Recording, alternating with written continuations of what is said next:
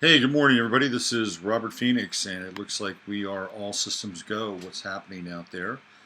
It is another day in the neighborhood. It is the 24th of April. We are clearly in the sign of Taurus right now, and have been since last week. Um, Aries was a very interesting month, was it not? And we have more surprises, no doubt, ahead of us. Leading the list of surprises today is a bit of a headline you won't be reading about, and that is what's happening in Iran. If you're paying any attention, we're going to start there today and kind of move around a little bit. But if you haven't been paying attention to what's happening in Iran, um, the U.S. has been granting waivers for the Iranians with sanctions. So, for some ridiculous reason, we decided that we were going to revert back to the Khomeini, not Khomeini, because today there is the Ayatollah Khomeini, and back in the 1980s there is the Ayatollah Khomeini. They've changed from an O to an A, but I think that they're still trying to kind of repeat that wrinkle in time. You know, the Ayatollah Khomeini was a nobody. He was an absolute nobody, and that was a CIA-sponsored coup. And they wanted to get the Shah of Iran out because, well, Iran was a little too prosperous, and the Shah, who had done a deal earlier with the CIA when they removed Mossadegh from Iran, got a little too big for his britches. So they decided that it was time for a coup. Khomeini was, of course, an agent. He was an agent in waiting. Yes, he was an imam, but he was also a sleeper. He was in a sleeper cell in France. He wasn't very popular. Not a lot of people knew him. And then all of a sudden, they decide to have a coup. They take the hostages, the American hostages, the Canadian hostages, and the next thing you know, we've got a mess on our hands. Well, that was all engineered. That was all. That was all jerry-rigged, and that was when Carter was president, and a lot of that was payback because Jimmy Carter cut a lot of the CIA people. You know, Carter tried to drain the swamp when he was president, and that was the payback because he cut a lot of CIA ops when he got into the presidency, and they decided they were going to get back at him. And of course, the Reagan presidency was looming. And in the shadow of the Reagan presidency, we have Iran-Contra. It's a dirty, dirty, dirty, dirty period in U.S. history. And that's when the tide turned with Iran. Iran had been a major ally of the U.S. and, of course, the Seven Sisters and the petroleum corporations love them some Iran. Well, that's changed a little bit, slightly. And, of course, over the last few years, Iran has been demonized. Now, whether or not Iran actually poses a threat remains to be seen. There are some people who believe that the relationship between Iran and Israel is another example of faux aggression, meaning that there really isn't any truly aggressive kind of what's what I'm looking for, and any really aggressive stance between the two of them.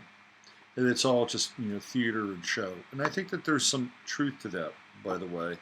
That said, the U.S. now has ended all the waivers for Iran, which means that you can rest assured that oil prices are going to go up, gas prices will go up. They already are.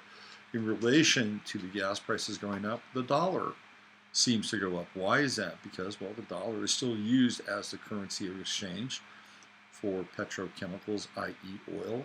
And as the dollar goes up, guess what happens? Gold and silver go down. They are linked in their relationship. So Iran now is supposedly getting ready to block off the Straits of Hormuz. Now, this would be some kind of retaliatory measure since the U.S. is now ending all of Iran's waivers. Zero. Look who's here. The golden giant. The jolly gold giant has arrived. Jasper, say hello to your adoring fans out there. It's Jasper's world. We're just living in it. Jasper likes his whiskers moment. Anyway, so that's happening. Is it theater? Is it real? Is it just another, dance? The interplay of shadow and light? I guess we'll find out. But the real fact is that you're paying more at the pump for gas now. You're here in Texas, where we still have relatively cheap petroleum because of our proximity to oil, supposedly. Our gas prices have gone up 40 cents a gallon. And for some of you in places like California, well, that's significant because you have a staggering gas tax. That's been tacked on to what you're paying at the pump. So we're at a relatively affordable price of $2.39 a gallon. It will go up, and it'll probably get up to around $2.60, $2.70 by the time summer comes around. In the meantime, the dollar will rise, gold and silver will fall, and we'll have more drama on the Iran front. Speaking of Israel/Iran, Israel has now, thanks to Benjamin Netanyahu, decided that they're going to name a portion of the Golan Heights after Donald Trump. Is that interesting? There's no, we don't even have one Trump high school, one Donald Trump high school in the United States, and yet Israel is more than willing to name a portion of their newly acquired territory, the Golan Heights, which had been sanctioned by Trump. They're going to name a portion of it after him. What are they going to call it? Trumpville, Trump City, Trumplandia? I don't know. Donald Stan? I don't know what they're going to do. But if you're Trump, you've got to be loving that, right? How many people get a new portion of land named after them? Well, Israel does this. They like to do stuff like that. Right? They've named the gymnasium, I think, after John Hagee, who was, of course, a massive Christian Zionist supporter of Israel. I think Robert Kraft has like a stadium named after him. Speaking of Robert Kraft, apparently they're going to have that videotape released sometime soon. That's interesting. It's like, why is Robert Kraft being grilled? Right? It's like they just put him on a stake. They put him on a spit, and they're just turning him over this kind of open flame. Now you know that there are other guys that were caught in that sting down at the massage parlor, the rub and tug down in Florida, just outside of Jupiter, right? So why aren't they being threatened to have their videotape released? It's a very interesting kind of little piece of dirt that's not surfacing. I have a theory. I have two theories. Number one, every now and then, people inside the quarters of power, whether they're Masons or whether they're B'nai B'rith or whether they're a Shriner, every now and then they've got to sacrifice one of their own. I think that's what they have to do, because then everybody in their little group, clique, community realizes that even the most powerful people aren't sacrosanct, that their position can be ripped out from underneath them and is tenuous. So everybody has to live with a little bit of tension. You know what I mean? Happened with Bill Cosby. Bill Cosby was a high-ranking Mason. And if you know anything about Freemasonry, they rarely let one of their own, wind up doing time or rotting or going to jail. I mean, they've infiltrated the court system.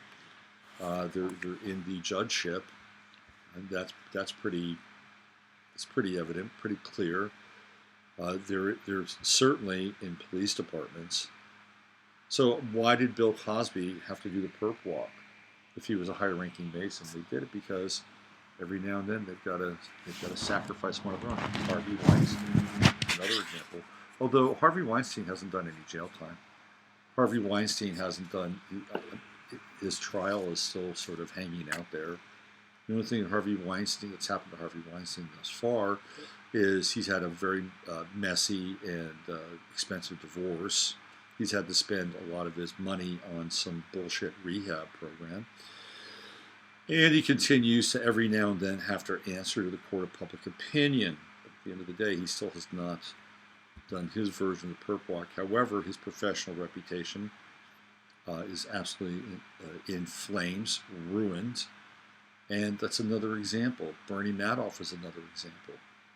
Bernie Madoff was sacrificed, right, for the greater whole. It's almost like these people are the imitation of Christ. So Bob Kraft has his own version of this. That's one theory that I have, that he's being fed. He's being fed to the piranha of social opinion. The other theory that I have around this is a bit more obscure, and some of you who don't have a lot of interest in football may find this slightly hard to follow, and maybe a little hard to swallow. But back in I think it was around week 9 or 10 in the season of the National Football League, there was a player by the name of Kareem Hunt. And Kareem Hunt is an exceptional player, and he was a member of the Kansas City Chiefs, who at that time posed the greatest threat to the New England Patriots and their supremacy in the AFC and ultimately in the NFL. And the Chiefs were rolling, and when they played New England barely beat the Chiefs. And one of the reasons why the Chiefs were so dominant in that game is that Kareem Hunt scored 3 touchdowns. They had no answer for Kareem Hunt. So Kareem Hunt had been involved in an incident in a hotel in Cleveland, which is where he's from. And that incident had been caught on videotape. Oh, here we go, videotape. That incident had been caught on videotape and had been given to the NFL's front office. Theoretically, the Kansas City Chiefs knew about it. And essentially what the videotape amounted to was Kareem Hunt getting pissed off at some dingbat who was in his hotel room at about 3:30 in the morning because he was staying at this hotel. Of course, they're partying in the hotel. They're probably all high as kites. And Kareem Hunt had a girlfriend. This woman apparently wanted to get with Kareem Hunt, wouldn't leave, was obnoxious. Apparently she threw a lamp at somebody, so she was causing quite a ruckus at about 3 o'clock in the morning in this hotel room, and so he tossed her out. He tossed her out of the hotel room, and guess what? They caught it on video. The hotel has cameras everywhere. Remember that. Just remember that in most cases, you are on candid camera. There's a very good chance that if you're in a public place, you will be spotted and you will be videotaped and you will be captured. And a lot of people are just not aware of that, whether it's going through traffic lights or whether it's at the gas station or even very, very public places like lobbies and hallways of hotels. And I would assume that they probably even have cameras in the elevators, which is how Ray Rice got caught smacking his wife. So TMZ got a hold of this video of Kareem Hunt. How did they get a hold of the video? Where did they get the money for the video? So I have this theory that that Bob Kraft and the New England Patriots were behind the Kareem Hunt video. It's really weird now. I feel like my video is pixelating a little bit. Just a little out of sync a lot of the time. Just a few seconds. Anyway, so I think that they were behind this releasing of the video. And what happened? Well, the Kansas City Chiefs had to release Kareem Hunt. You can't have somebody who tosses a woman out of their hotel room at 3 in the morning on your team. Doesn't work that way. No matter what went on the inside of that hotel room, no matter if she was being completely obnoxious and was not listening to people that were actually paying the bill in that room. What they got is what they got. Kareem Hunt is no longer part of the Kansas City Chiefs, and the New England Patriots wind up winning the Super Bowl. Why? Because when they faced the Kansas City Chiefs in the playoffs, guess what? They didn't have Kareem Hunt. And the Chiefs were able to, or the Patriots were able to win that game. So my suspicion is that Bob Kraft and the Patriots, who have a history of cheating, were behind that video. And now they've got to deal with another video, this one now concerning the owner of the Patriots. So I took you down a little bit of a back alley there on the sports tip. But anyway, he's about to roast. So they wind up sacrificing one of their own. This is what happens all the time. And now it looks like Bob Kraft's going to be that guy because they're threatening to release the video. What's the video about? It's about him getting sexually serviced by these two gals down in this massage parlor. I don't think we really need the video. No, come on, Bob Kraft, just plead guilty to it. Do your time. Hang out on the sidelines for a while, and join the rest of us. Human drama, so to speak. Let's check in with everybody. We got Trump Heights. I can see it now. Yeah, what are they going to call Trump's Golan Heights? I like it, Trump Heights. That's interesting. What's going on in the YouTube chat? Let's see. We have Luann says my deceased former husband was part of the intel for that rescue effort. He always blames the general in charge for its fiasco. Laugh out loud. He was RADAMUSN. The fiasco, that was all set up, right? Paula says, good morning. Hi, Paula. Coming down some big hills by Kerrville, baby. Oh, Michael's in the neighborhood. All right. Yeah, we got some rain now happening here. Is Bill Cosby in jail? Yeah, he is in jail theoretically. The volume is quite low today. I don't know what to do about the volume. Let me check my levels here, ladies and gentlemen. Maybe it's me. Maybe I need to pronunciate and enunciate. Sometimes I mumble. It's the morning. I'm still waking up. Let me check the volume. Thank you for the feedback. And I'm not talking Jimi Hendrix feedback. Output volume. Here we go. I'm going to open. There we go. How's that? Are we better now? How's the volume? Is it a little bit better? Can you hear me now? Can you hear me now? I hope so. All right, so what else are we talking about today? Well, we're talking a little bit about Pete Buttigieg. How about that? Because you're going to hear a lot about Pete Buttigieg over the course of the next few months. That is going to happen. Pete Buttigieg has now become the cause celeb as it relates to the upcoming election. So if you look at the title of today's show, what I have is repeat. Mayor repeat. Why do I have Mayor repeat? Well, I have Mayor repeat because what we're hearing is that he is the next version of Obama.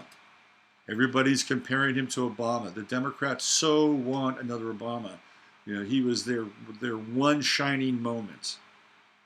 Obama was he was the apotheosis of everything that the Democratic Party had worked for.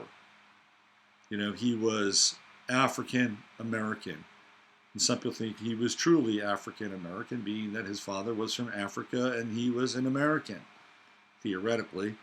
And he was a red diaper baby, so he was a commie. He was a commie in disguise, wrapped in Democratic robes. So Obama was everything that they had ever wanted, wished for, and hoped for. And everything and everybody since Obama has been sort of pale shadow. And no matter how hard Kamala Harris tries to be, I don't know, the female version of Obama, it'll never happen. It'll never happen. Cory Booker, it'll never happen. Doesn't work that way. Even though Cory Booker is a Rhodes Scholar, even though Cory Booker was chosen, right? He was given his platform, helped along. That's what happens, especially if you're a Rhodes Scholar. Cory won't happen with Cory Booker. But that brings us to Pete Buttigieg. Now, Pete Buttigieg is formidable. He's formidable. I don't think a lot of the candidates that have currently announced their intention to run for president stand much of a chance against Buttigieg. And I'll tell you why. Number one, from an astrological standpoint, I've looked at his chart. Buttigieg has a lot of planets in Capricorn. So he's a Capricorn sun. Now remember this because We have Saturn in Capricorn. We have Pluto in Capricorn. Of course, the South Node is in Capricorn. But by the time the election rolls around, that South Node will no longer be in Capricorn. It will be in Sagittarius. And that's going to be an interesting time for Trump, because that's where Trump has his own South Node, is in the sign of Sagittarius. And as we know, Trump was born on a lunar eclipse with the sun in Sagittarius. So Trump is going to have his nodal return, which will take place during the election. Now, if for some reason that the Democrats find something around obstruction and Trump becomes slightly impeachable, we might be having a different conversation.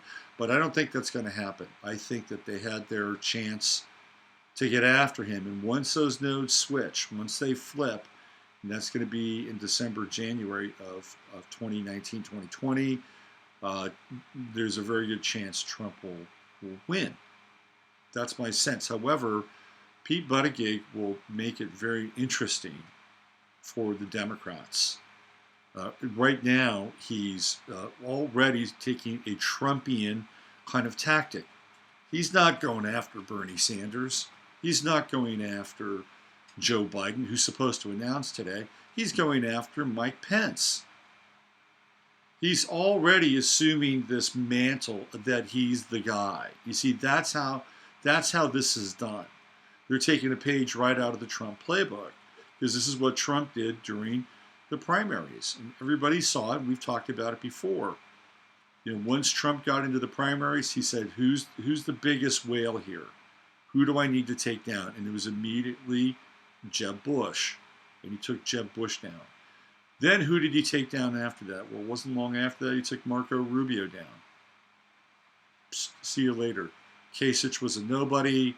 Chris Christie, he kind of got into it with him a little bit, even though they're relatives. But once he was able to take down Ted Cruz, it was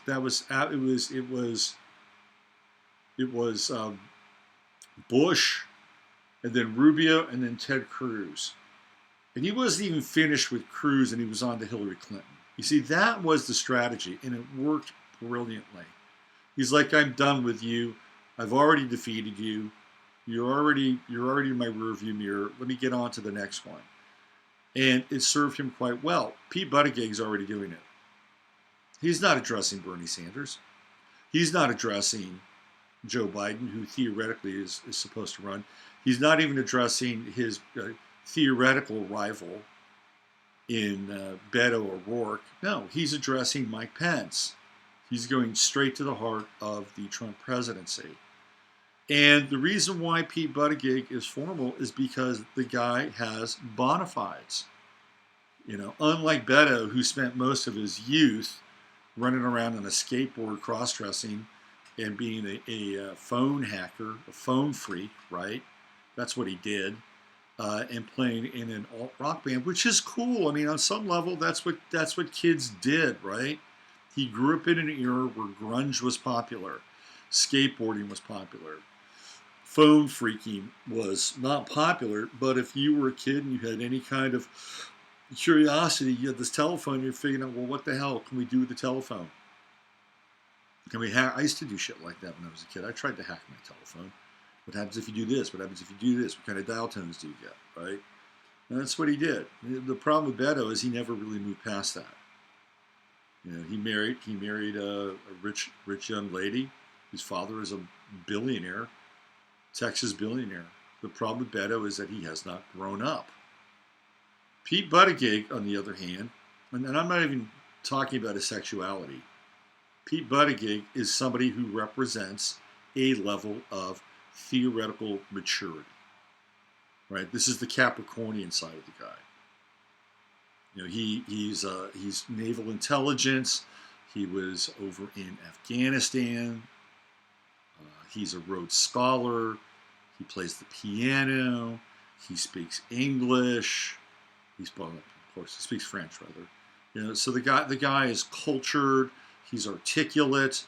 It's just from these simple factoids, he will be formidable for anybody to deal with inside of the Democratic Party. He's also a millennial.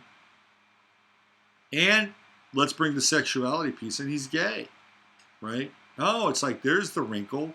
And he will proudly, unabashedly wear his sexuality on his sleeve. His husband will be with him everywhere. Now they're talking about having a baby. I mean, I think it's a bunch of shit. But this is what we're going to be dealing with for the rest of this year and all the way up through the election cycle. Now, will he become the Democratic Party's candidate? Well, certainly the media is embracing him in a very significant way. One of the things that also sets Buttigieg apart from his Democratic competitors is the fact that he embraces Israel. He loves Israel. You know, while everybody else is bemoaning Israel and they're talking about BDS and the treatment of the Palestinians, et cetera, et cetera, et cetera, that is not the path Pete Buttigieg is taking. It is very smart, because if you want to win an election in this country, you've got to have Israel on your team. It's pretty simple. Number one, they have an incredibly powerful lobby. You might have heard of it. It's called AIPAC. Number two, Israel has placed themselves directly, and I mean directly, in the path of American intelligence vis-a-vis the NSA. They have companies. The NSA has outsourced their intelligence operations, meaning the listening, the spying, the keywords, all that stuff. They've outsourced that to Israeli companies. And one of them is called Verint. I've talked about this before. So if you have Israel on your side during an election, well, what do you have? You've got intelligence on your side. You're able to get intel on certain people. And this is the one thing that's never really talked about in terms of the whole Julian Assange affair. Let's say it was in Israel's best interest to have Donald Trump become president. Would it be that far of a stretch to say that Israel was responsible for the leaking of the Seth Rich, and it was the Seth Rich documents, out of the DNC and into WikiLeaks? Why couldn't they be? You know, they've got the Talpiot program. It's one of the most sophisticated internet intelligence gathering programs on the frickin' planet. People don't talk about that though. It's all Russian meddling. I think we have to readjust our meddling. Anyway, Pete Buttigieg is in tight. He's in tight. He loves him some Israel. So that's another factor. So he's going to present some already interesting hurdles for people inside of his own party to come up against. It'll be interesting for him. I'd like to see a Pete Buttigieg Cory Booker debate, because Cory Booker can talk forever. We know that. He's impressed by the sound of his own voice. Be interesting to see that. You know, there was a mayor in Tampa that was just elected. Apparently she's a gay mayor. And Cory Booker was one of the first people to congratulate her on the victory of her mayoralship. And Buttigieg was right there. So Cory Booker is now looking for some bona fides. It's going to be very interesting. Pete Buttigieg is going to redefine this upcoming election, and he's going to be embraced, and already has been embraced, by the mainstream media. And people are dropping like flies from the Beto campaign. Beto lost his number one person, who's the person who is behind the Alexandria Ocasio-Cortez. And by the way, have you noticed that there's been less media light? There's been less shine on Ocasio-Cortez lately. Have you guys noticed that? It's like she was at 11 for the last 6 months. Now she's down around 7. And I think it's probably due to the fact that she has reached a level of oversaturation and has had a number of idiotic things that she's continued to spout. And I think she's a limited hang. I'll go on record and say that she doesn't get reelected.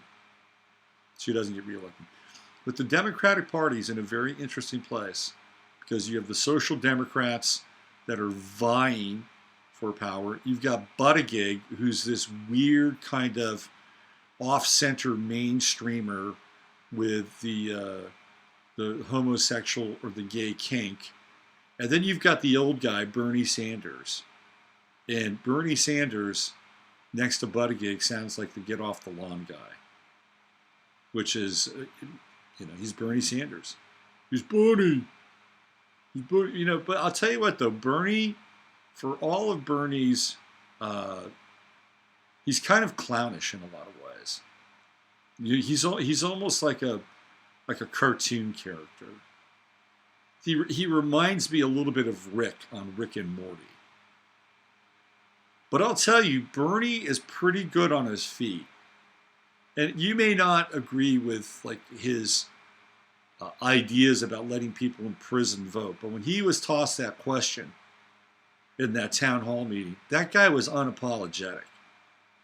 He knew exactly what he was going to say. He figured it out, and he's like, "Yeah, I want people in jail to be able to vote, or prison to be able to vote. And if we determine somehow that one offense is worse than the other and disqualifies them from voting, we're on a slippery slope. Let them all vote." It's like, it's a real risk, right? It's a gambit to be that clear. Because if you have any kind of cracks in your game, the gambit looks weak. But if you can really sell it, really sell it, then what happens is that people have to react to that, and it looks like a position of strength. So you got to come in hard, you got to come in strong, and that's what he did. Whether you agree with him or not, he handled it. That was on a Fox town hall meeting. Oh, since when did Fox allow Bernie Sanders to have a town hall meeting? Well, that pissed Trump off to no end. Well, guess who else is having his own town hall meeting? Mayor Pete Buttigieg. He's going to have his own Fox town hall meeting. That's right. So this is very interesting because it basically speaks to the fact that Fox is rebranding itself. That's what's happening. Now with Murdoch's kids in charge, Fox is moving further away from the right and more to the center and even more to the left center. Think about it. With the town hall meeting that they did with Sanders and the one that's coming, I believe, in May with Buttigieg, they have in some ways the two most extreme candidates that are on the left. Now Kamala Harris would like to paint herself as being extreme, but Bernie Sanders was there a long time before Kamala Harris. And then there's Joe Biden, who's just sitting there. Apparently he's supposed to announce that he wants to run for president. And Joe Biden is a candidate that's got a lot of holes in his game. Number one, he has zero charisma. None. Zero. And charisma counts for something. Charisma means something. Whatever you think of Obama, he had some level of charisma. Even though I think Obama was he was split. He was partitioned. I think Obama was an MK Ultra Manchurian candidate. That's what I think. Because there were times when Obama, when he had that teleprompter, I mean, the guy was, he was Abraham Lincoln. When he didn't have the teleprompter, he was, I don't know, Gomer Pyle. Gomer Pyle didn't stutter. But you know what I'm talking about? I mean, Obama was really not very good on the fly. If you lined everything up, oh boy, he was Mr. Charisma. But if he had to freelance or go off the teleprompter or go off the res, he was in trouble. It was like he didn't have his talking points, or he didn't have his trigger cues, or whatever it was. So his charisma in a lot of ways was canned. It was canned charisma. Buttigieg, on the other hand, I don't think he'll be a charismatic candidate. The guy is unabashedly gay. And whatever you think of his sexual predilections, the one thing that will come out of this, and remember, this is a value that people tend to place fairly high on the kind of the pyramid of qualifications, is that Buttigieg is authentic. He's authentic. So when you come from a place of authenticity, right, even if it's the fact that, well, I'm gay and I'm unabashedly gay and here's my husband and so on and so on and so on, it will sound a chord. It's very different than, say, somebody like George W. Bush, who's probably a closet homo, who came off as being incredibly unauthentic. He was served up a grand disaster in crisis, on a golden buffet platter. You didn't have to be authentic to sell 9/11 or be the president of the aftermath. What about Obama? How authentic was Obama? There always were rumors of his homosexuality beneath his presidency. And what about his relationship with Mike? How authentic is that? There's no authenticity. And so when you don't have authenticity, you're dealing with a simulacra of a presentation. You're dealing with a simulacra of the self. So whatever you think of Buttigieg, or whatever you think of his predilections, the one thing that he will have in his favor is that he's authentic. He's authentic. Because there's nothing there to hide. He's got nothing to hide. Now, I know that the Democrats are going after him. They're going to try to find out. You're not going to find a lot of dirt on Pete Buttigieg. This guy he was born and raised to be in this position. And he's made all these moves along the way in order to authenticate himself, whether it's service in the armed forces, whether it's being a Rhodes Scholar, whether it's learning multiple languages. He's incredibly ambitious. You're dealing with a Capricorn here. And Capricorns don't make a lot of missteps. They're not as sloppy as other signs. Leos will make missteps because they have vanity, they have pride. Geminis will make missteps because, well, they're Geminis, and they like to move around and put on this mask and this mask and this mask. Libras will make missteps because what happens with Libra is that they will invariably sell themselves out for the other. This is what Beto O'Rourke is. He's a Libra. He's always looking for some kind of approval. That's one of the Achilles heels of Libras. But Capricorns are very studied. Capricorns rarely make mistakes. They're very methodical in their approach. So good luck on finding dirt on Pete Buttigieg. So what if they find out that he had a homosexual affair when he was in high school? It doesn't matter now, right? The guy's out of the closet. So you got to take that away. Does he have any graft or corruption on him? Did he take any bribes? He's only a freaking mayor, right? He's a mayor. How much bribery or corruption has settled into this guy's life? He's only a mayor. He's not a career politician. He doesn't have a lot of skeletons in the closet. That's kind of similar to Obama in some ways. Obama had skeletons, but from a political side, virtually no track record. He was barely a senator, and then they ran him up the flagpole for president. And when he was a senator, he didn't vote on anything. He had almost no track record. Is there corruption? Sure, there's corruption. That was when he was in Chicago and was dealing with Resco and all that other stuff. Right? So he had some corruption, but it wasn't high-level corruption, and he was covered anyway. He was meant to be the guy. So good luck on digging up dirt on Pete Buttigieg. I don't think it's there. You're not going to find it. You're just not going to find it. So what you're going to have is you're going to have somebody who doesn't have much of a dirty past, and you can't compromise him based on his sexuality. And he's smart, and he's a Capricorn. He's going to be formidable. Will he win?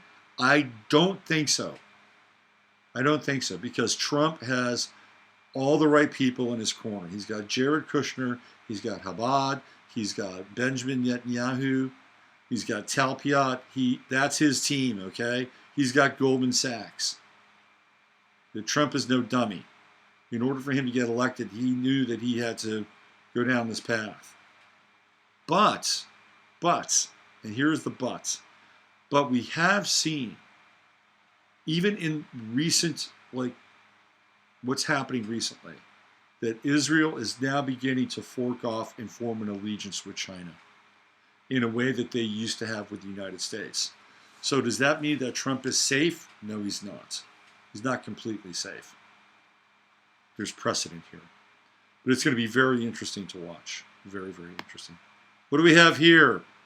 They only have meaning, those terms we're playing here only have meaning to the surface viewers. Yeah, of course. Of course. I mean, we could go down that route. I'm just giving you the script.